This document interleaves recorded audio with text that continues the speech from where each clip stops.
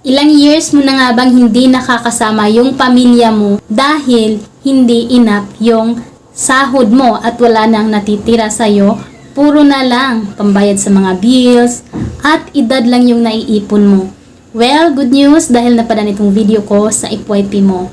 Meron akong isi-share sa iyo na isang opportunity dito sa online na nakatulong din sa akin. By the way, I'm Joanne, former OFW for almost 11 years and isa itong OBA sa nakatulong sa akin na makapag-for good ako and ngayon meron na tayong savings. So maybe this is the sign for you para mabago yung buhay mo. So paano nga ba makapagsimula dito? Kailangan mo lang meron kang cellphone, stable internet kasi purely online lang yung gagawin natin dito. At least 2 to 3 hours mo siyang gagawin and hindi mo kailangan dito magaling mag-English at hindi mo kailangan mag-submit ng maraming requirements.